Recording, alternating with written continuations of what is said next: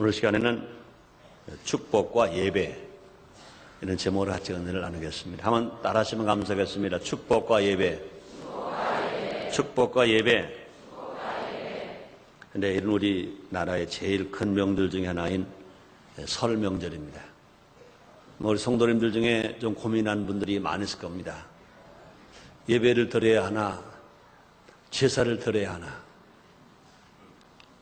제사를 드려야 하나, 예배를 드려야 하나 고민하는 분들이 많이 있을 겁니다. 그러나 용어 자체가 예배냐 제사냐 그게 중요한 게 아닙니다.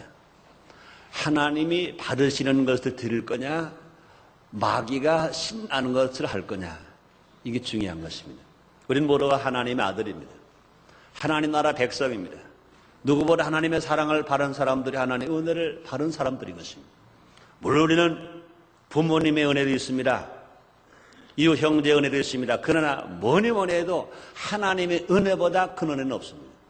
하나님의 사랑보다 더 큰 사랑 없습니다. 그렇다면 우리는 누구를 기쁘시게 할 것인가? 우리는 하나님을 기쁘시게 하는 예배를 드려야 할 줄 믿습니다. 천지 만물을 지으신 하나님, 또 생사화복을 주장하시며 시시때때로 햇빛과 비를 주시며 우리의 삶에 복을 내려주시는 하나님은 우리가 예배드릴 때 그 가운데 임재하시는 것입니다. 잠언서 8장 17절입니다. 나를 사랑하는 자들이 나의 사랑을 입으며 나를 간절히 찾는 자가 나를 만날 것이니라 말씀했습니다. 그러므로 하나님이 제일 기뻐하시는 것이 무엇이냐? 하나님 앞에 예배를 드리는 것입니다.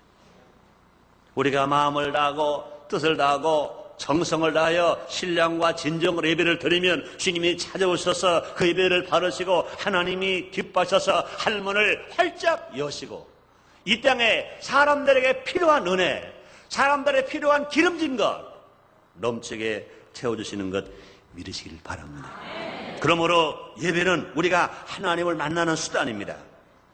또 하나님을 향한 믿는 자의 진실한 모습입니다. 예배를 통해서 우리는 하나님께 합당한 영광을 돌릴 수 있습니다. 또 하나님을 주님으로 섬길 수 있습니다. 또 하나님의 주권과 뜻에 굴복하고 몸과 마음으로서 하나님께 헌신하는 것입니다. 우리가 바른 예배를 드리면 하나님의 복이 우리에게 임하는 것입니다. 그러므로 예배는 곧 축복인 것입니다. 예배를 잘 드리면 하나님을 만날 수 있고 예배를 잘 드리면 하나님께 은혜 받을 수 있고 은혜를 받을 뿐 아니라 이 땅에 살아가는 동안에 큰 복을 받아 누리면서 살아갈 수 있습니다. 구약시대에도요 하나님의 제사를 잘 드리고 복받는 사람들 수없이 많습니다. 그 중에도요 솔로몬 왕이 있습니다. 어린 솔로몬 왕은 왕이 되기 위해서 하나님의 제사를 드린 것이 아니라 왕이 된 후에 기브온 산당에서 하나님이 기뻐하시는 제사를 1000번 드렸습니다. 1000번제를 드렸습니다. 그러므로 하나님께서 그에게 은혜를 주셨습니다. 부귀와 영광을 누리며 살게 만들어 주셨습니다. 신약시대에는요 선지자 안나가 있었습니다. 그는 출가한 지 7년 만에 과부가 됐습니다. 과부가 된 지 84년 동안 과부로 지내면서 성전을 떠나지 않았습니다. 성전에서 금식하면서 성전에서 기도하고 성전에서 예배를 드리다가 메시아 예수님을 만나는 놀라운 축복을 받게 된 것입니다. 사랑 성도님들이여 정말로 하나님의 사랑을 잊기를 원하시면 아멘 하겠습니다. 주님 만나기를 원하시면 아멘 하겠습니다. 그렇습니다. 우리가 최고의 복이 뭐냐? 하나님의 사랑을 입는 거예요. 주님을 만나는 겁니다. 그렇게 살아가는 사람들은요 틀림없이 영원히 잘 될 수 있습니다. 범사가 형통할 수 있습니다. 강건할 수 있습니다. 놀랍게 축복을 받아 누리면서 나눠주면서 베풀어주면서 하나님의 영광을 돌리며 살아갈 수 있습니다. 사랑 성도님들이여 진실로 예배를 잘 드리시고 복받는 여러분 되시기를 제 이름으로 축원합니다. 그렇다면 성경에 나오는 예배와 제사가 어떤 것이 있는가 몇 가지 나눠보도록 하겠습니다. 첫째로 구약시대에 제사가 있습니다. 구약시대에는 모세 율법에 의해서 성막과 성전에서 제사 형식을 통해서 예배가 드려졌습니다. 그 제사 드려지는 제물의 의미와 성격에 따라 번제와 소제, 화목제와 속건제 그리고 속죄제 등으로 구별되었습니다. 제사의 종류를 먼저 알아봅니다. 번제가 있습니다. 제물을 불에 태워 연기를 내므로써 하나님이 그 타는 연기를 연락하셔서 진노를 풀어주는 제사인 것입니다. 성결하신 하나님께서 죄를 지을 인간을 번제를 통해서 용서해 주시는 제사인 것입니다. 우리는 여기에서 그리스도의 대속에 대한 감사와 성도의 헌신적 생활에 대해 생각해 보아야 할 것입니다. 또 소제가 있습니다. 곡물로서 하나님께 드리는 제사입니다. 일용할 양식을 베풀어 주신 하나님의 은혜에 대한 봉사를 의미합니다. 우리는 여기서 순교라는 봉사와 또 예물을 배울 수 있습니다. 그러면 화목제가 있습니다. 인간과 인간 사이의 평화를 도모하는 뜻에서 드려지는 제사인 것입니다. 이것은 감사제사, 서원제사, 자원제사로 불려지기도 합니다. 우리는 오직 예수 그리스도의 완전한 희생 안에서 하나님과 화목하게 되었던 사실을 기억해야 할 것입니다. 또 속죄제가 있습니다. 하나님의 법과 명령에 벗어나 지은 죄를 사함받기 위해서 드려지는 제사가 속죄제인 것입니다. 우리는 그리스도께서 흠없는 어린 양으로서 거룩한 속죄의 제물을 드렸을 때 진실로 그 제사함으로 말미암아 우리 죄가 다 속죄되었음을 기억하고 우리 또 감사해야 할 것입니다. 또 속건제가 있습니다. 부지 중에 범한 죄를 속하기 위해서 드려지는 제사입니다. 우리가 알고 지는 죄도 있지만 모르는 사이에 짓는 죄, 부지 중에 짓는 죄가 있습니다. 그것이 사함받기 위해서 드려지는 제사가 속건제인 것입니다. 예수 그리스도의 속죄 사역을 기억해야 할 것인 것입니다. 또 안식일과 설기의 예배가 있습니다. 매주 토요일 안식일 날에 창조 하나님 앞에 제사를 드렸습니다. 매년 절기 때마다 특별한 제사를 드렸습니다. 이번에 우리는요, 예수님 탄생 2000년 기념 축제에 다녀왔습니다. 그런데 금요일 날 해가 질 때가 되어서부터는 모든 장사하는 사람들은 장사를 안 합니다. 자동차 운행은 일치하지 않습니다. 그러므로 그 시간서부터는요, 호텔 아니고 다른 거리에 가서는요, 밥을 사 먹을 수 없습니다. 어떤 음식도 어떤 물건을 살 수 없습니다.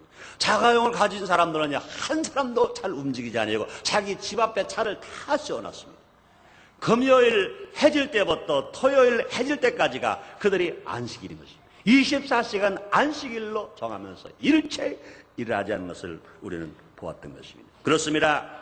그러므로 매주 토요일 안식일 날에 창조주 하나님께 제사를 드렸습니다. 또 매 절기 때마다 특별한 제사를 드렸는데요. 그 제사는 유월절, 오순절, 장막절, 나팔절, 속죄절이었습니다. 유월절은요, 출애굽을 기념하여 드리는 제사인 것입니다. 또 오순절은요, 모세가 시내산에서 율법을 받은 것을 기념하고 추수를 기념하여 드리는 제사가 오순절인 것입니다. 장막절은요, 광야 생활을 기념하여 드린 제사가 장막절인 것입니다. 또 나팔절은요, 새 시작을 기념하여 드린 제사인 것입니다. 또 속죄제를 죄의 대속을 기념하여 드린 제사가 속죄 제사인 것입니다. 하나님께 나아가는 길은 뭡니까? 구약시대는요, 봉사를 통해 제사를 통해서 모든 백성들이 죄를 씻을 수 있게 되었습니다. 제사장들이 대표로 성전에 들어갈 수가 있었습니다. 성전 안에는요, 하나님 말씀을 상징하는 진설병과 등대가 있었습니다. 기도를 상징하는 금향료가 있었습니다. 그리고 1년에 한 번씩 대제사장만이 지성소에 들어갈 수가 있었는 그곳에는요, 만나를 담은 금항아리와 아론의 쌍난 지팡이, 또 언약의 비석들이 들어있었습니다. 언약궤가 있었습니다. 또 금향료와 속죄를 돕는 영광의 그룹들이 있었습니다. 이것은 하나님께 나가는 데 얼마나 거룩해야 할 것을 보여주고 있습니다. 이렇게 거룩하지 않으면 하나님 앞에 나갈 수가 없었어요. 그러므로 구약시대에 하나님을 만난다는 것, 구약시대에 하나님을 찾는다는 것, 하나님께 나아간 얼마나 힘들은지 모릅니다.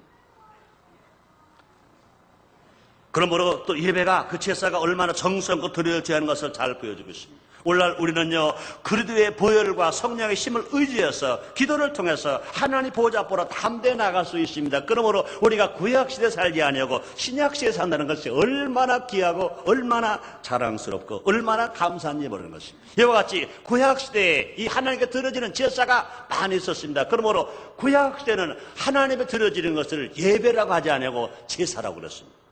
그러면 두 번째요, 신약시대에 하나님을 만나는 길이 무엇입니까? 그것은 예배인 것입니다. 신약시대 하나님께 나가는 길이 무엇입니까? 그것은 제사라고 하지 아니하고 예배라고 말합니다. 그러므로 신약시대의 예배에 대해서 알아보겠습니다. 요한복음 4장 23절 24절입니다. 예수님 말씀하십니다. 아버지께 참으로 예배하는 자들은 신령과 진정으로 예배할 때가 오나니 곧 이때라. 아버지께서 이렇게 자기에게 예배하는 자를 찾으시느니라. 하나님 영신이 예배하는 자가 신령과 진정으로 예배할지니라 말씀했습니다. 이처럼 신약시대 예배는 주님께서 사마리아 여인에게 계시해 주신 말씀처럼 신령한 제사의 성격을 가지고 있다는 것입니다. 그래서 제사의 완성자이신 그리스도 안에서 영적이며 또 자율적이며 무제한적으로 예배를 드릴 수 있다는 것입니다. 얼마나 감사하니 모르. 율법의 의식과 성전 제사 대신에 영원한 대제사장 예수 그리스도를 믿음으로 드리는 영적 예배가 되었다는 것입니다. 예배자인 성도들은요, 개개인이 왕같은 제사장으로서 하나님께 나아갈 수 있습니다. 원하기만 하면 어떤 환경이나 어떤 형편에서도 성령 안에서 하나님께 예배를 드릴 수 있습니다. 무제한적인 예배가 하나님께 드려질 수 있습니다. 오늘 예배를 하나님이 받으시는 것 믿으시면 아멘 하겠습니다. 뿐만 아닙니다. 여러분 가정에서 드리는 예배로 주님이 받으시는 것입니다. 직장에서 드리는 예배도 받으시는 것입니다. 야외에서 드리는 예배도 받으시는 것이 왜 그렇습니까? 예수님의 보혈의 피로, 예수님의 은혜로, 예수의 이름으로 하나님의 드리는 예배를 주님이 받으시기 때문에 그런 것입니다. 그런데요, 신약시대 예배 종류 어떤 종류인가 한번 알아볼까요? 주일 예배가 있습니다. 구약시대에 안식일에 드려진 예배가, 안식일에 드려진 제사가 신약시대에서는요, 예수님께서 부활하신 주일에게 주일날 드려지게 되었습니다. 구약시대에는 안식일날 드렸습니다. 안식일날 드려진 제사는 금요일 해질 때부터 토요일 해질 때라고 그랬습니다. 그런데 그때가 어느 때입니까? 예수님께서 못 박혀 죽으신 때입니다. 그러나 예수님은 부활하시 언제 하셨습니까? 그렇게 못 박혀 죽으신 3일 만에 주일날 부활하셨습니다. 그러므로 구약시대의 제사는 안식일날 드렸지만, 그러나 신약시대 예배는 예수님이 죽으셨다가 부활하신 주일날 하나님 앞에 예배를 드리는 것입니다. 그러므로 신약시대의 주일 예배는 토요일날이 아닙니다. 신약시대의 주일 예배는 주일날 드리는 것입니다. 하나님 앞에 드리는 예배, 이 주일 예배인 것입니다. 그래서 제사 중에 중심 예배, 또 예수 그리스도의 중심의 예배로 바뀌게 되었습니다. 하나님이 받으신 오늘 이 시간에 우리는요, 하나님 앞에 주일 예배 드리러 왔습니다. 하나님 앞에 감사하며 예배를 드리러 왔습니다. 예배를 하나님이 받으실 것 믿으시면 아멘 하겠습니다. 그렇습니다. 일주일 드려지는 예배 중에 제일 중심 예배가 어떤 예배냐? 주일 예배인 것입니다. 성수주일하면서 드려지는 예배인 것입니다. 우리는 이 예배를 일주일 동안 월요일부터 토요일까지 세상에서 일하면서 이 날을 기다려야 합니다. 우리가 피곤해도, 환난을 당해도, 어려움을 당해도, 핍박을 당해도, 배고픔을 당해도, 육신으로 질병, 고통을 당하더라도 우리는 이 날을 기다려야 됩니다. 하나님 아버지, 이제 주일날이 기다려집니다. 하나님의 신령과 진정으로 예배드릴 날이 기다려집니다. 그날은 내가 주님을 만난 날입니다. 주님으로부터 희망과, 주님으로부터 꿈과, 주님으로부터 치료와, 주님으로 축복을 받는 날입니다. 주님 그날이 기다려집니다. 하면서 와서 하나님 앞에 감사하며 찬성하며 예배드릴 때 우리는 이 주일 예배를 통해서 주님을 만나게 될 줄 믿습니다. 또 우리는 수요일 예배가 있습니다. 한국 교회에서는요, 수요일에 기도회 겸 예배를 드리게 되었습니다. 그것은요, 한 주일의 중간에서 다시금 하나님을 생각하고 자신들 앞에 닥친 어려운 일을 위해서 기도하는 의미가 있는 것입니다. 세상 끝날에 믿음 있는 자를 보겠냐고 주님 말씀했습니다. 주일 성수하고 그 다음에 7일 후에 다시 주일날 예배를 드릴 때까지는요, 우리가 유혹이 얼마나 많은지 몰라요. 핍박도 얼마나 많은지 몰라요. 고통도 얼마나 많은지 몰라요. 그러므로 다시 와서 중간에 수요일날 예배 드리지 아니하고는, 수요일날 주님을 만나지 아니하고는, 수요일날 다시 와서 하나님의 능력을 받지 아니하고는요, 주일날까지 우리의 믿음을 지킬 수가 없어요. 유혹을 뿌리쳐올 수가 없어요. 핍박을 견딜 수가 없어요. 그러므로 다시 와서 예배를 드리는 것입니다. 한 가지 안타까운 게 있어요. 우리는 실제로 고백해야 합니다. 우리 순복음 교인들, 특별히 순복음 인천 교인들, 수요 예배를 너무 등한히 해요.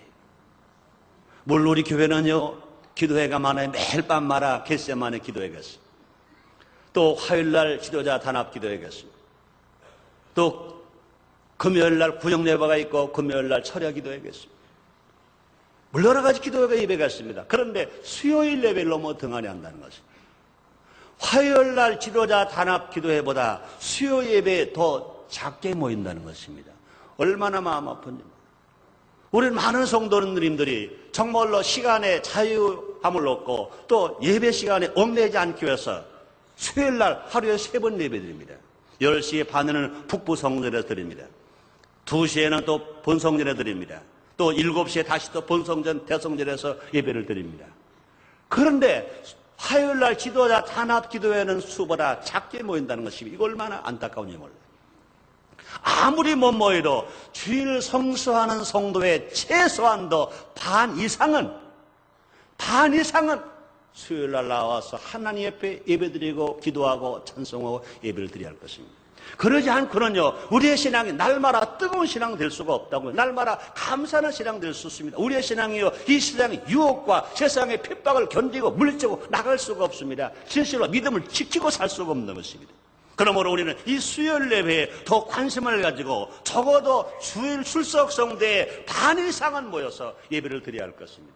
일주일에 한 번 예배 드리는 것으로 만족하고 만든 1년 365일 중에 불과 52번밖에 예배드리지 못합니다. 365일 중에 52번 예배를 드리고 어찌 주님과 동행하는 사람이라 말할 수 있으며 어찌 믿음을 지킨다고 말할 수가 있겠습니까? 에녹은요 365일 날마다 주님과 동행하다가 죽음을 보지 아니하고 들림을 받았다고 말씀했습니다. 그렇습니다. 주님이 오실 날 우리는요 죽음을 보지 아니하고 들림 많은 성도가 되어야 될 것입니다. 휴거받은 성도가 되어야 될 것입니다. 이 땅에 살아가는 동안이요 범사가 형통하고 강건하며 생명할 때 풍성 있는 삶을 살아가야 할 것입니다. 어떤 유혹이 오고 어떤 핍박이 오더라도 우리는 믿음이 죽은 믿음이 아니라 우리는 산 믿음으로 살아가야 할 것입니다. 그러기 위해서는요 주일날만 나와서 성소질해서는 안 될 것입니다. 적어도 중간에 하나님의 성전에 와서 수요 예배, 수요 기도를 통하여 은혜 받고 능력 받고 나가 살아갈 때 우리는 유혹도 부딪힐 수 있으며 핍박도 견딜 수 있으며 날마다 성령 충만한 신앙, 믿음 충만한 신앙으로 살아가게 될 줄 믿습니다.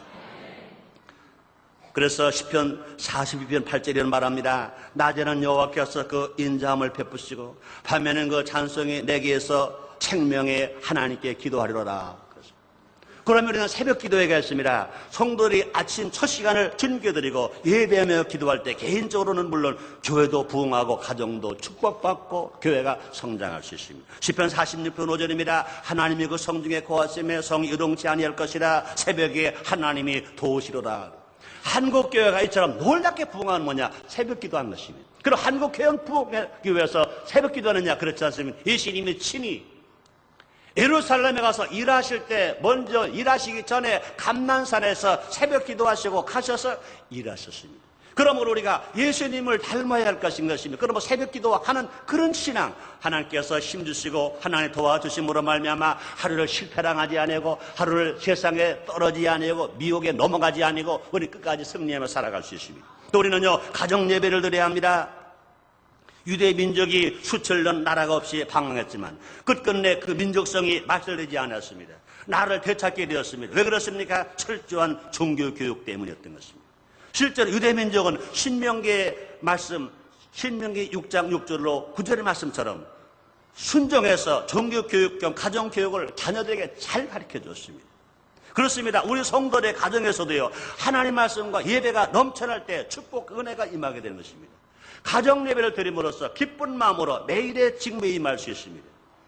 하루하루 학생은 나가 힘차게 능력 가운데 감사하면서 신나게 공부할 수 있습니다. 또 일할 힘이 생겨서 의무에 충성할 수 있습니다. 최선을 다할 수 있습니다. 또 하나님을 더 영원롭게 하는 삶을 살아가도록 결심할 수 있습니다. 그리고 실망과 불의의 재앙을 당할지라도 앞으로 나갈 수 있는 힘을 얻게 됩니다. 그러므로 가정 예배를 드리는 가정과 가정 예배를 드리지 않는 가정의 신앙의 차이는 엄청난 차이가 있는 것입니다. 가정 예배를 드리는 가정의 자녀들은요 유혹이 오고 핍박이 와도 절대로 신앙이 세상에 물들지 아니하고 힘차게 살아갈 수 있습니다. 마찬가지입니다. 가정 예배를 드리는 집의 가장은 일터가 아무리 힘들어도요 세상 때문에 넘어가거나 쓰러지지 않습니다. 믿음을 가지고 세상을 정복하고 환경을 이기고 얼마나 살아갈 수 있습니다. 뿐만 아니라 가정 예배를 드리는 가정의 주부는요 월급이 좀 부족하고 생활비가 부족하더라도 불평하지 않습니다. 원망하지 않습니다. 하나님 감사하고 물 붓고 기도함으로 말미암아 그 장을 영적인 가정으로 만들고 성령의 은사와 성령의 열매를 맺는 가정으로 만들어서 하나님 영광을 돌리며 복되게 살아가는 행복한 가정 될 수 있습니다. 또 예배는요 구역 예배가 있습니다. 또 특별히 부흥회와 같은 특별 예배가 있습니다. 또 절기 예배가 있는 것입니다. 하나님께서는 매년 절기를 지킬 것을 이스라엘 백성들에게도 명령하셨습니다. 그러한 예배들은요 6월절, 오순절, 장막절인 것입니다. 지금 우리들에게 주요한 절기가 있습니다. 부활절이 있습니다.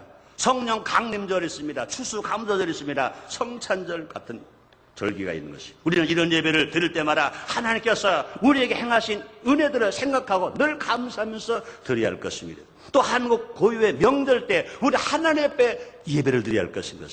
그렇습니다. 성도들이 불신자들과 다른 점은 조상 전례 고유 명절 때 우상 신에게 절하는 대신에 하나님께 예배를 드린다는 것입니다. 예를 들어서 우리는 설날에 제사 대신에 신년 감사 예배를 드립니다. 또 추석에는요 추수 감사 예배를 드립니다. 또 부모님이 돌아가신 날을 기억했다가 추모 예배를 드리는 것입니다.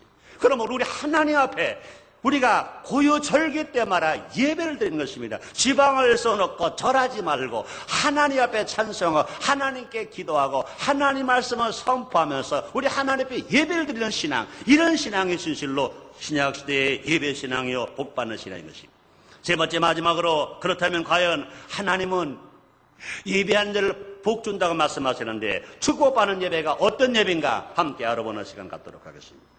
올바른 예배를 드릴 때 우리는 하나님을 만날 수 있습니다. 또 성령의 인도함을 받는 생활을 할 수가 있습니다. 그래서 바른 예배는 우리의 삶을 축복으로 이끌어갑니다.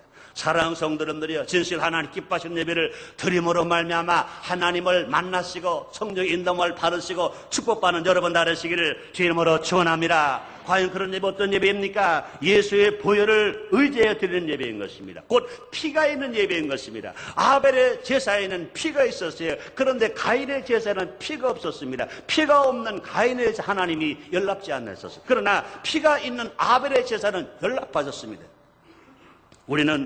우리 예배는 구속의 기쁨과 감사가 있어야 할 것입니다. 우리는 예수님의 십자가의 대속의 보혈로 내 구원을 얻었습니다. 그러므로 예배를 드릴 때마다 하나님께 감사하며 예수 그리스도의 대속의 은혜를 생각해야 할 것입니다. 특별히 성찬식은 이것을 더욱 분명한 깨달을 수 있게 만들어줍니다. 그러므로 예배를 드릴 때마다 예수의 피가 있는 예배, 피의 찬송을 불러야 합니다. 예수의 피를 의지해야 됩니다. 예수의 피가 나의 제사를 대속하셨다. 예수의 피를 부를 수 있는 그런 찬송이 있어야 할 것입니다. 그 다음에 하나님이 받으시는 축복된 예배가 뭡니까? 우상을 피해야 할 것입니다. 오늘 본문에도 말씀했습니다. 고린도전서 10장 14절입니다. 그런즉 내 사랑하는 자들아, 우상 숭배하는 일을 피하라. 나는 지혜 있는 자들에게 말한 같이 하노니 너희는 내 이르는 말을 스스로 판단하라. 우리가 축복하는 바 축복의 자는 그리스도의 피에 참여함이 아니며 우리가 떼는 떡은 그리스도의 몸에 참여함이 아니냐. 주님 말씀했습니다.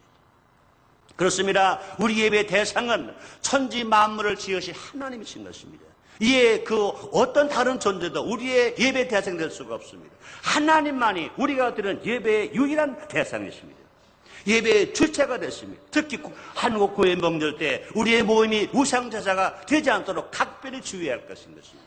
디모데전서 2장 5절에 말씀하십니다. 하나님은 한 분이시요 또 하나님과 사람 사이의 중보도 한 분이시고 사람이신 그리스도 예수라 말씀했습니다. 그러면 오직 예수님의 이름으로 하나님 앞에만 드려야지 절대로 우상을 만들거나 우상의 제사에서는 절대로 안 된다는 거죠. 그러면 신령과 진정을 드리는 예배를 하나님이 축복하십니다. 예수님의 가르침과 같이 우리는 신령과 진정으로 정성을 다해서 예배를 드려야 합니다. 이것을 다시 오온적으로 해석하면 신령, 즉 성령 안에서 진정, 즉 말씀으로 예배를 드려야 된다는 것입니다. 그렇으면 하나님은 육이 아니라 영이시기 때문에 우리는 신령과 진정으로 하나님 예배를 드려야 하나님이 바르시고 하나님이 응답하시는 것입니다. 로마서 12장 1절에 말씀하십니다. 너희 몸을 하나님 기뻐하시는 거룩한 사한제에 드리라. 이는 너희의 드릴 영적 예배니라 말씀했습니다. 또 하나님이 기뻐하시고 하나님이 복 주시는 예배는 말씀 선포가 있어야 합니다. 그냥 기도만 하다 마는 것 예배가 아닙니다. 찬송만 하다 마는 것, 이것도 예배가 아닌 것입니다. 우리는 찬송이 필요합니다. 기도가 필요합니다. 그런데 기도는 거의가 다 나의 욕심을 채우기 위한 것인 것입니다. 하나님이 기뻐하는 제사는 분명히 말씀 선포가 있어야 됩니다. 예배 때 반드시 말씀의 선포가 되어져야 할 것입니다. 하나님께서 임재하시는 예배는요, 하나님의 구원의 말씀이 선포됩니다. 용서의 말씀이 선포됩니다. 의로의 말씀이 선포됩니다. 축복의 말씀이 함께 선포되는 것입니다. 이것을 성경을 통해서 혹은 성령의 감동을 통해서 전달하는 것이 곧 설교자의 의무인 것입니다. 이 말씀을 잘 받아서 순종하고 지키는 것이 또 예배자의 의무인 것입니다.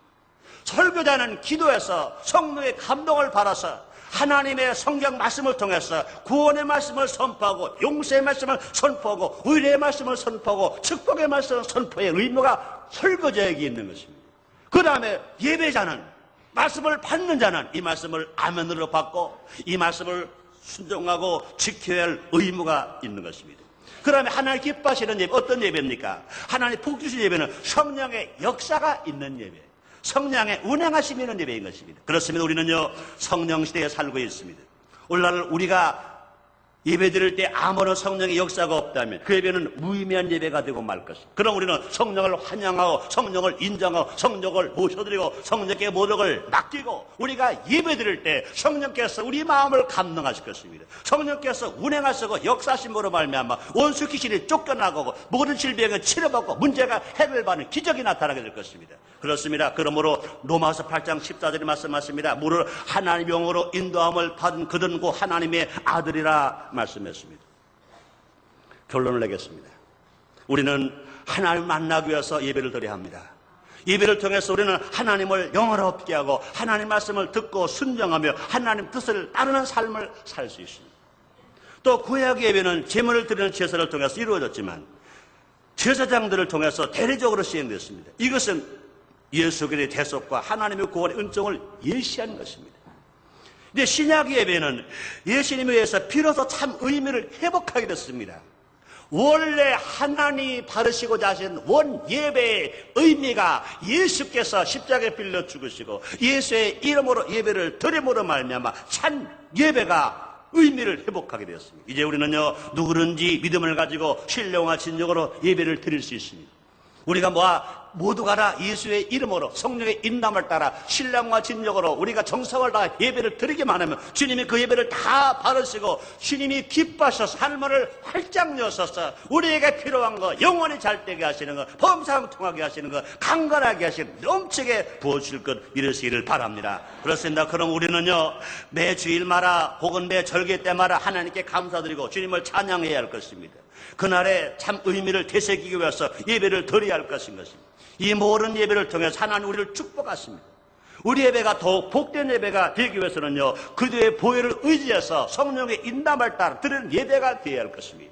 이런 예배를 드릴 때 하나님은 다 흡양하십니다. 하나님은 다 바르십니다. 하나님 기뻐하십니다. 하나님 영광 중에 거하시는 것입니다. 우리는 그 주님을 만날 수 있습니다. 그 주님을 통해 힘을 얻을 수 있습니다. 위로 받을 수 있습니다. 축복을 받을 수 있습니다. 우리가 지치고 고통 중에 왔다가 우리가 참 예배를 드리면 주님을 만남으로 말미암아 희망과 꿈을 가지고 자신감을 가지고 나아갈 수가 있는 것입니다. 우리가 이러한 일터에서 할 수 있다, 하면 된다, 해보자 하고 살아갈 수 있습니다. 그러므로 정말로 하나님 기뻐하시는 예배는 죽은 사람을 살립니다. 죽은 심령을 살립니다. 죽은 육체를 살립니다. 놀라운 변화와 기적을 체험할 수 있습니다. 사랑 성도님들이여, 정말로 축복받는 예배를 드림으로 말미암아 기적을 체험하고 복 받으시기를 주의 이름으로 축원합니다. 기도하겠습니다. 하나님 아버지 감사합니다. 날마다 주님의 은혜로 삽니다. 진실로 우리 모두가 하나님 복 주시는 예배를 드리러 왔습니다. 성령과 말씀 중심으로 드려지는 예배가 되기를 원합니다. 정성으로 드려지는 예배가 되기 원합니다. 성령이여 운행하여 주시옵소서. 축복하여 주시옵소서. 예수님 이름으로 기도드렸나이다. 아멘.